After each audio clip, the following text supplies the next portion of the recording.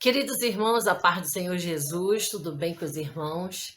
Nós vamos dar continuidade, amado, àquele assunto, aquele estudo bíblico que nós estamos dando sobre fruto do Espírito e fruto da carne, né?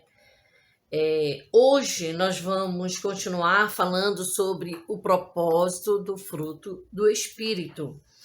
Interessante que este assunto ele é tão importante que Jesus, presta bem atenção, Jesus ele reservou um tempo para ensinar. A nossa leitura, amado, está em Mateus, capítulo 7, versículos 13 a 20. Olha o que diz aqui o texto bíblico. Entrai pela porta estreita, porque larga é a porta e espaçoso o caminho que conduz à perdição, e muitos são os que entram por ela. E porque estreita é a porta e apertado o caminho que leva à vida, e poucos há que a encontrem. Acautelai-vos, porém, dos falsos profetas, que vêm até vós vestidos como ovelhas, mas interiormente são lobos devoradores. Por seus frutos os conhecereis. Porventura, colhe-se uva dos espinheiros ou figo dos abrolhos? Assim, toda árvore boa produz bons frutos, e toda árvore má produz frutos maus. Não pode a árvore boa dar maus frutos, nem a árvore má dar frutos bons. No versículo 19 ainda diz, toda árvore que não dá bom fruto, corta-se e lança-se no fogo. E o 20, portanto, pelos seus frutos os conhecereis. É pelo fruto, amado, é pelo fruto. Ainda temos aqui uma observação que diz o seguinte, precisamos compreender o real significado da frutificação espiritual, viu? Isso é uma coisa muito importante a gente analisar. Somente através de uma vida espiritual frutífera, eita glória, o crente ele poderá glorificar a Deus. Irmãos, é muito importante a gente entender que a nossa vida espiritual, ela não pode de maneira nenhuma ser levada, vamos dizer assim, ser vivida de qualquer jeito, de qualquer maneira, não, amado. A gente precisa ser frutífero. O crente ele é comparado como uma árvore, né? Uma árvore que cresce, que em certo momento ela precisa ser podada, ela dá fruto, as folhagens delas são bonitas. A gente precisa ser assim, né? A nossa vida espiritual ela precisa ser cuidada, amada, cuidada por nós. Se nós não tivermos o cuidado com a nossa vida espiritual, quem que vai ter, né? Gênesis capítulo 1, versículo 11, fala que o fruto identifica a espécie a que pertence a árvore. Isso aí a gente sabe que isso aí já é batido, né? Se você vê uma fruta, uma manga no chão, né? Você faz logo aquela ligação, né? Aqui tá uma mangueira e assim vai, né? Mateus capítulo 3, verso 10 fala o seguinte, que a árvore que não produz bons frutos será cortada. Para que vai servir, né? Quando você vai para João capítulo 12, versículo 24, fala que Jesus morreu e ressuscitou para nos ensinar o valor de uma vida frutífera. Então a gente observa que o próprio Jesus, ele teve essa preocupação de nos ensinar, né, de deixar aí um ensinamento na Bíblia, que é importante a vida ser frutífera, o valor de uma vida frutífera, né? E agora, o que significa ser controlado pelo Espírito Santo? Já que nós, para termos essa vida frutífera, precisamos ser controlados pelo Espírito Santo, porque se o Espírito Santo não estiver no controle, deixa eu te dizer, sabe quem vai estar? A carne. Né? E tu já viu, quando a carne está no controle, começa o desastre na vida espiritual. Agora, já parou para pensar? O que significa ser controlado pelo Espírito Santo? Pega lá a tua Bíblia em Efésios capítulo 5, verso 18, que diz que significa ser cheio do Espírito Santo diariamente. Amado, eu chamo a tua atenção para você refletir aqui comigo. Uma vida, me permita aqui, Uma vida controlada pelo Espírito Santo, ela é cheia do Espírito Santo diariamente. Não é só no domingo. Não é só no dia, hoje é quarta-feira, hoje eu vou para a igreja. Né? Tem uma vida espiritual seca, oca, sem graça, sem oração. Mas quando chega na igreja, faz aquele barulho. Nossa, aquele Pentecoste, aquela unção, do nada, tá cheio do Espírito. Só porque tá no culto, só porque tá dentro do templo, só porque tá diante do pastor, diante do seu líder, diante dos irmãos, né? Aquele crente barulhento.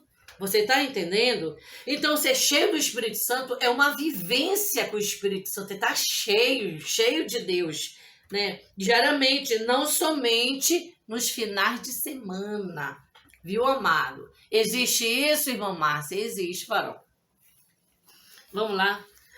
O verbo encher aqui remete também ao ser controlado, ser dominado pelo Espírito Santo. Encher dá ligação a duas palavras, controlado e dominado, tá? Segura isso. A pessoa não tem mais vontade própria. Quando eu tenho vontade própria, eu faço aquilo que eu quero, aquilo que eu acho que é correto. Eu resolvo meus problemas do jeito que não é assim, eu quero desse jeito. Aonde é que está o Espírito Santo? A partir do momento que eu bato no peito e diz, ó, é assim que eu quero. Vê bem, as nossas ações, os nossos pensamentos e vontades, segura isso aí, passam a ser controlados pelo Espírito Santo. Já não é mais, eu quero que seja assim. Ó, eu decido, é do meu jeito. Não, amado, é diferente. Você vai lá com ele. Você vai pedir a direção dele, você vai pedir a orientação dele. Espírito Santo, Senhor, como é que tu quer que as coisas aconteçam? Tá vendo só? Já não é mais o teu eu reinando, não é mais o teu egocentro comandando, entendeu? Isso é ser cheio do Espírito Santo. Você não toma uma atitude sem comunicar a ele, sem o que tu acha. Meu Senhor, é assim que tu quer, como é que tu quer? É aquela vida, amado, que ela não é somente, só naquele período difícil que eu vou perguntar para ele. Não, é diariamente, é constantemente. Amado, isso é para quem quer ser cheio do Espírito Santo. Você tá ligado? Para quem quer estar sempre assim, ligadão com o Espírito.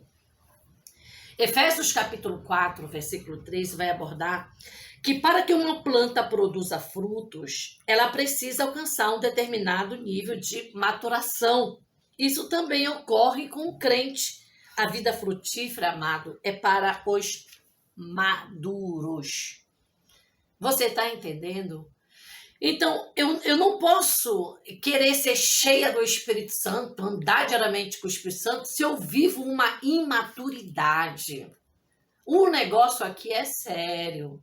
Você entendeu? Então, o crente que é maduro, o crente que compreende, o crente que quer ser cheio do Espírito Santo, que quer ser controlado, ele compreende e entende da necessidade de ter uma vida frutífera. Vamos para Oséias, capítulo 6, versículo 3. Vamos lá? Pegue tua Bíblia lá em Oséias, capítulo 6, versículo 3. Olha o que diz aqui a palavra do Senhor. Então, conheçamos e prossigamos em conhecer ao Senhor. A sua saída como a alva é certa, e ele a nós virá como a chuva. Eita glória! Como chuva serôdia que rega a terra. E amado, olha só, invista tempo, segura essa palavra, invista tempo no seu relacionamento com o Espírito Santo. Você precisa tirar uma parte do teu dia, uma hora, o tempo que tu vê que é necessário para te ter o teu momento de oração com ele, teu momento de estudo bíblico com ele. O teu momento, amado, é você e Deus precisam estar entrelaçados. Vocês e Deus precisam estar unidos. Deixa eu falar uma coisa. Quando você é solteiro, que você tá afim de uma moça, né? Aquela moça agradou teus olhos. você faz de tudo para conseguir aquela moça. Você investe de todas as maneiras, principalmente em tempo, né? Você quer ter um tempo para estar com ela, para conversar com ela, marca um encontro para você conhecê-la, para que ela venha te conhecer. Nossa, você põe tantas qualidades na mesa, né? É o cara, é a mulher, vice-versa, né? Agora, por que não investir tempo nesse teu relacionamento com Deus? Já parou para pensar? E às vezes a pessoa acha, do meu joelho, Senhor, abençoa, vem comigo. É aquela oração corrida, aquela oração que mal sai o amém, né? Aquela oração sem adoração. Só é pedindo para Deus, é me dar o livramento, me dar escape, me dar bênção, resolve para mim. Ó Deus, eu quero a minha vitória hoje. Fui. Se não estou entendendo, amado, investir tempo nesse relacionamento requer uma renúncia, requer um querer da tua parte para com o Senhor. Porque se depender dele, ele não te larga, ele está o tempo todo lá, bora, servo. Então, vê bem, ore, jejue e adore. Ore, jejue e adore. Segura, ore, jejue e adore. São 3 passos que nós apresentamos para você nesse investimento desse relacionamento. O fruto do Espírito evidencia, amado, o caráter de Cristo em nós. Eita, bênção! O caráter é a qualidade inerente ao indivíduo desde o nascimento, temperamento, índole. 2 Coríntios capítulo 5, verso 17, segura aí. Recebemos uma nova vida, ou seja, uma nova maneira de pensar e agir a partir do momento em que nós aceitamos Jesus como Salvador. Tudo muda, amado. Nós passamos por uma transformação. Quando a gente deixa o Espírito Santo trabalhar em nós, mas tem gente que não deixa, né? Quer ter aquela mesma vida de carnalidade dentro da casa do Senhor, né? Ele não pode. Olha só, um novo estilo de vida, Mateus 7,14. O caminho que conduz a Jesus é apertado e exige renúncia. Não é fácil viver em novidade de vida. É fácil? Você acha que é fácil? Não é, né, amado? Não é fácil. Você renuncia a teus desejos, você renuncia a tuas vontades, né? Para fazer aquilo que o Senhor quer na nossa vida. Olha, pseudo-evangelho não exige mais renúncia nem mudança de vida. O pseudo-evangelho é o evangelho que muitos estão pregando. E tem que ter cuidado. Esse tipo de evangelho não precisa tu renunciar a nada, não, viu?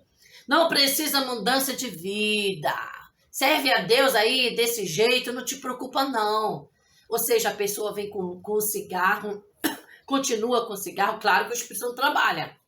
Mas a pessoa quer que aquele cigarro, aquela tragada, nunca saia socialmente da sua vida. Mateus capítulo 7, versículo 15 a 23, diz que por seus frutos os conhecereis. De novo, nós batemos nisso. Cuidado com o fruto que você está dando. Cuidado, amado. O fruto, ele é um simbolismo da obra transformadora de Deus em nós, nos crentes.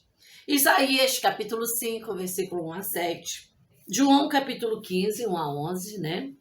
Gálatas, capítulo 5, versículos 22 e 23. É muito importante essas 3 passagens, você ver com calma, com tranquilidade, viu, irmão? Eu e você não fomos salvos somente para, vamos dizer assim mesmo, para frequentar os templos, mas para revelar Cristo ao mundo por intermédio de um viver santo, justo, em meio a uma sociedade comprometida pelo pecado. Amado, você pode ir lá ler em Filipenses, capítulo 2, verso 15, Mateus, capítulo 5, 14 e 15, que diz que nós somos a luz do mundo e o sal da terra. Ninguém aceita Jesus para ser mais um sentado lá no templo. Ninguém aceita Jesus para ser mais um dizimista. Ninguém aceita Jesus para ser, você mais um ofertante. Não, amado. A gente aceita Jesus primeiro porque nós o amamos, claro. Reconhecemos nossos pecados. A gente vê que só Ele é capaz de perdoar as coisas incríveis que a gente já fez lá atrás. E também porque a gente tem que revelar Cristo ao mundo através da nossa vida. Ei, amado, não é estar só dentro de quatro paredes adorando Jesus junto com a nossa comunidade cristã. Tem que ir para fora, as pessoas têm que olhar para você e ver que verdadeiramente Jesus está na tua vida. Vamos lá? Mateus capítulo 5, versículo de 1 a 12, fala que os princípios do reino precisam ser vividos por cada um de nós. Está relatado nesse texto bíblico. Então é importante ter esses princípios na nossa vida. Vamos lá para uma ilustração muito legal agora que eu quero abordar com os irmãos. Vamos falar sobre um bom agricultor. Você é um bom agricultor? Pretende ser? Ainda há tempo. Vamos lá? Um bom agricultor se preocupa com o plantio, não é verdade? Com o cultivo e com a produção de fruto. Porque se ele não se preocupa com o plantio, com o cultivo e com a produção de frutos, ele não é um bom agricultor. Para que a lavoura tenha um bom desenvolvimento, o agricultor precisa adubar a terra, precisa regar as sementes, retirar ervas daninhas. É preciso investimento financeiro e muito trabalho. Isso aqui é essencial para quem é um bom agricultor, viu? Nós também temos um Pai que cuida de nós para que venhamos frutificar. Está lá em João capítulo 15, versículos de 1 a 5. Algumas vezes, amado, nessa vida, nós somos podados. As plantas também, né, elas passam por esse tipo de podagem. É necessário, é importante. Não tem como não ser podado. Podar consiste em eliminar certas ramificações de uma planta ou de uma árvore para lograr que o seu desenvolvimento seja mais forte e que os seus frutos rendam mais. Olha só a importância de se podar. Essa prática é essencial na agricultura e na jardinagem para incrementar a qualidade dos cultivos e obter uma melhor ornamentação. Passamos por aflições e dificuldades nessa vida. Quando passamos essas aflições, amado, não são para nos destruir de maneira nenhuma. Quem pensa que podar uma planta, uma árvore vai destruir a plantinha ou a árvore, está enganado. Isso é para o bem da própria árvore, da própria planta, né? Assim somos nós. Passamos determinado momento na vida por aflições e dificuldades, não para nós sermos destruídos, entendeu? Mas contribui para que vivamos, para que venhamos nos tornar pessoas mais fortes, capazes de produzir frutos em abundância. Segura isso aí. A fim de ter uma vida que glorifique a Deus, amado. Esse é o objetivo. Mateus capítulo 3, verso 18, fala de um grande homem, João Batista, precursor do Messias. Ele exigiu dos seus convertidos produzir, pois, frutos dignos de arrependimento. Ele pregava isso daí. Então, nós precisamos estar ligados à videira. Não tem como não estar ligado à videira. Mateus capítulo 26, versículo 41, que diz que nós devemos ter cuidado com o perigo das obras da carne. Vamos falar um pouquinho sobre esse perigo das obras da carne? Que não pode você servir a Deus, fazer a obra de Deus, né? Mas ficar no meio das obras carnais, é impossível. Lá em Lucas capítulo 6, versículo 39 a 49, leia com calma sobre essas obras da carne. Precisamos ter cuidado, pois dentro de todo crente, habita duas naturezas. Primeiro é a natureza adâmica, amado. E segundo, qual é a outra natureza? A nova natureza. Vamos falar dessa natureza adâmica? a qual ela foi corrompida na queda. Essa natureza, se não for controlada pelo Espírito Santo, ela produz frutos que levam à morte espiritual. Mas, mamãe, se a gente aceitou Jesus e essa natureza adâmica existe? Sim, senhora. Sim, senhor. Quando o crente ele não vigia na boca e passa a falar mal da vida do seu irmão, passa a ser um fofoqueiro, ele está vivendo uma natureza adâmica. Quando ele deixa a sua mulher e começa a olhar para a mulher do irmãozinho, para a mulher do pastor, para a mulher do obreiro, ele está vivendo uma natureza adâmica. Quando ele é uma pessoa que faz coisa errada lá no seu trabalho para tentar passar a perna no seu patrão, ele está vivendo uma natureza adâmica.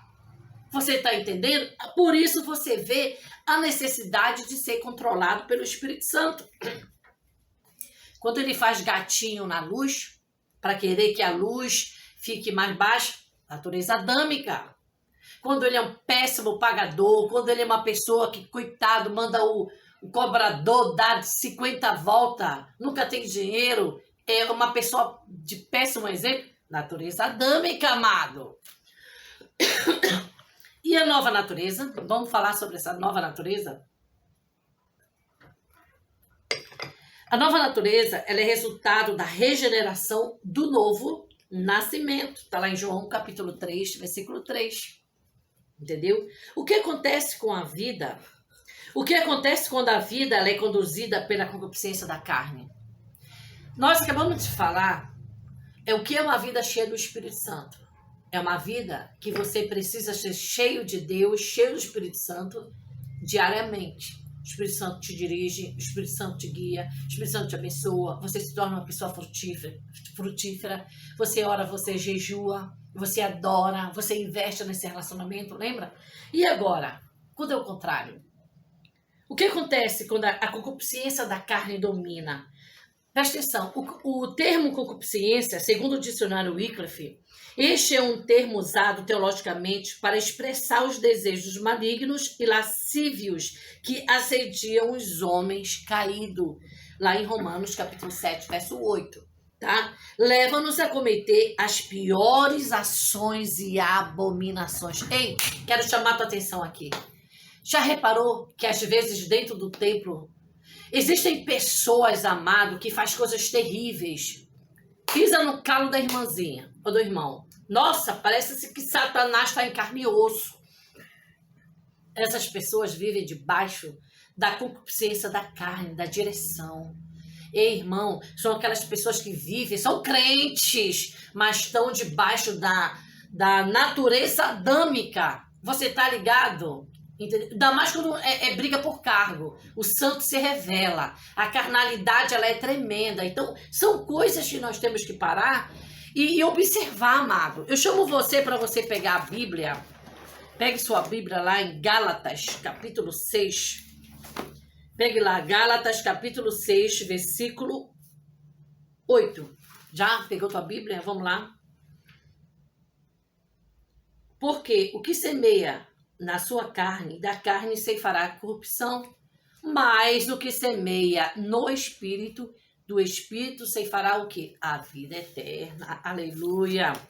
Paulo adverte a igreja, segura isso aí, que quem semeia na carne, ou seja, quem vive segundo a velha natureza, a natureza da carne, ceifará corrupção, amado.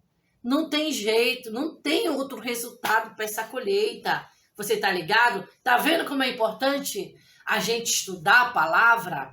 Que tem pessoas que lêem isso aí e passou direto. Não martirizou, não ingeriu a mensagem. Então vamos lá.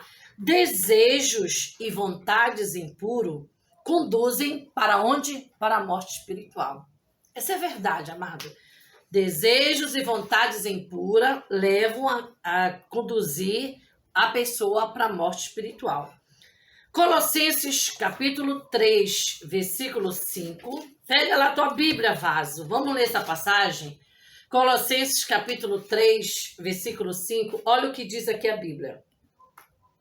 Mortificai. Eita. Mortificai, pois, os vossos membros que estão sobre a terra. A fornicação, a impureza, a afeição desordenada, a vil concupiscência e a avareza, que é idolatria, pelas quais coisas vem a ira de Deus sobre os filhos da desobediência, nas quais também em outro tempo andastes, quando vivias nelas. Ei, amado, andava, quando se vivia naquela natureza. Tá vendo a necessidade do novo nascimento? Olha só, precisamos mortificar nossa natureza. Mortificar. Vamos lá? É permitir que Deus controle nossos pensamentos, vontades e ações.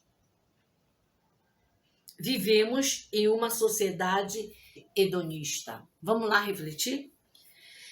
É quando consiste em uma doutrina moral em que a busca pelo prazer é o único propósito de vida. Amado, olha a situação. Então, o hedonismo determina que o bem supremo, ou seja, o fim último da ação é o prazer.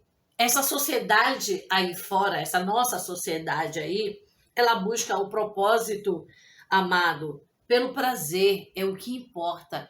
Isso nunca pode ser pegado lá de fora e jogado para dentro das coisas do Senhor. Entendeu? O prazer tomar direção, o prazer ser o foco principal. Você está entendendo? Então é a busca pelo prazer, que é o único propósito da vida. E nós sabemos que o nosso propósito nesta vida é servir Jesus, servir o Senhor, fazer a vontade do Senhor, obedecer o Senhor, arrebatar as almas da mão do diabo que estão perecendo sem Deus, sua esperança e salvação, e trazê-las para perto de nós, para perto desse exército que vai subir, esse povo amado que vai morar no céu, aleluia. É mole do que mais? Ter uma vida conduzida pela concupiscência dos olhos é viver longe de Deus. E sem o controle do Espírito Santo, o homem manifesta os seus desejos mais perversos, trazendo sérios prejuízos. Tem muito crente aí que está em prejuízo. Tem muito crente aí, irmão, chorando. Por quê? Porque é resultado de uma vida que anda segundo a concupiscência dos olhos. Tem que ter cuidado. Cuidado, olhinho, o que vê.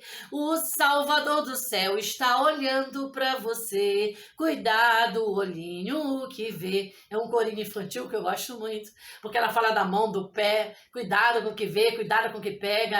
Mas traz uma mensagem muito legal, né? Então, uma vida conduzida pela velha natureza leva as pessoas a olharem para os prazeres momentâneos. Eita, que Deus está falando. Segundo Samuel, capítulo 11, versículo 1 a 4. Quero te dar um exemplo. Davi viu e desejou a mulher de Urias. Tá ligado nessa passagem? E o seu desejo descontrolado o levou a cometer o quê? Um adultério, amado. Um adultério.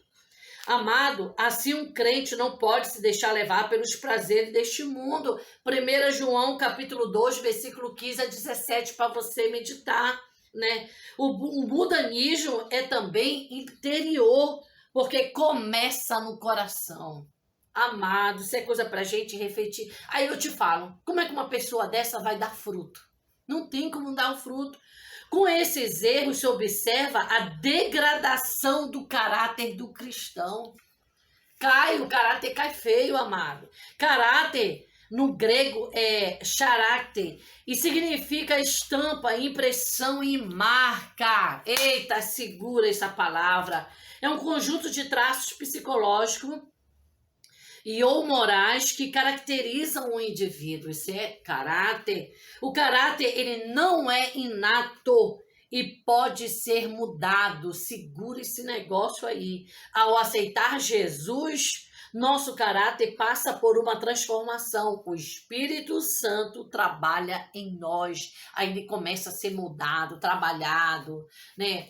coisas que a gente achava que era, não, isso aqui era certo, fazer de o Espírito Santo vai, trabalha diariamente, vai trabalhando até teu caráter ficar do jeitinho que Deus quer, aleluia. Vê bem, tem muita gente na igreja que ainda não foram realmente transformados por Jesus, pois quem está em Cristo é uma nova criatura, amado, e como tal, procura andar em novidades de vida. 2 Coríntios, capítulo 5, verso 17. Leia aí a passagem. A carne, o diabo e o mundo são três inimigos que farão de tudo para macular o seu caráter. Agora, segura, sem Bíblia, sem oração, sem jejum, não se vence. Quem vive segundo a carne não pode agradar a Deus, amado. Não pode. Não tem dessa. Não tem como passar a perna em Deus. Não tem como negociar com Deus. E a vida sem Deus torna-se infrutífera. Claro, tá com uma vida sem direção. Tá com uma vida em pecado. Tá uma vida debaixo da concupiscência dos olhos. Tá desejando o que não pode. Agora, busca Deus e seja uma árvore frutífera. Que o Senhor te abençoe, que o Senhor te guarde, e sê tu uma bênção.